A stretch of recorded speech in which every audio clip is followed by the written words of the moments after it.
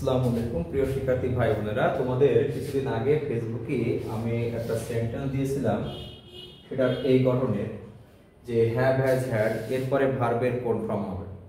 তো have has had এর তিনটি ব্যবহার আছে। একটা হলো প্রথমে এটা হলো সাবজেক্ট হ্যাভ বা হ্যাজ বা হ্যাড, এরপরে একটা অবজেক্ট থাকবে। অবজেক্ট যদি বস্তুবাচক হয় তাহলে ভার্বের V3 ফর্ম হবে। যেমন I have the car wash, তাহলে আমাদের এই ওয়াশের পাস্ট পার্টিসিপল ফর্ম হলো ওয়াশড লিখতে হবে। সেকেন্ড রুল হলো সাবজেক্টের পরে যদি হ্যাভ হ্যাজ হ্যাড থাকে, তারপরে যদি কোনো অবজেক্ট থাকে এবং সেই অবজেক্টটা যদি ব্যক্তিবাচক হয় তাহলে আমাদের ভার্বের প্রেজেন্ট ফর্ম হবে।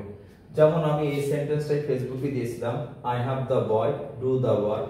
এটার অনেকেই তোমরা অনেকভাবে অর্থ করছো, অর্থাৎ কেউ ডুইং লিখছো, কেউ ডান লিখছো, কেউ ডু লিখছো। তবে কারেক্ট অ্যান্সার হবে আই হ্যাভ দ্য বয়। এখানে দ্য বয় হলো ব্যক্তিবাচক অবজেক্ট, তাই এখানে এই ভার্বের প্রেজেন্ট ফর্ম হবে, অর্থাৎ ডু এর প্রেজেন্ট ফর্ম হলো ডু। আর হলো যদি হ্যাভ হ্যাজ হ্যাড এর পরে অবজেক্ট ও বস্তুবাচক থাকে তখন ভার্বের V3 হবে, যেমন ওয়াশ ওয়াশড লেখা হয়েছে।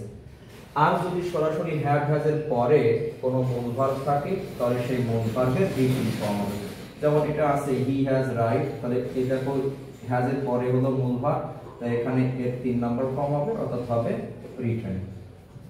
তাহলে হ্যাভ হ্যাজ এর পরে এটার ব্যবহার, হ্যাভ হ্যাজ এর পরে যখন অবজেক্ট থাকে তখন এটা পজিটিভ ভার্বের অর্থ হয়। এই পজিটিভ ভার্ব বুঝতে গেলে আমাদের পজিটিভ ভার্ব সম্পর্কে আইডিয়া নিতে হবে। ধন্যবাদ সবাই।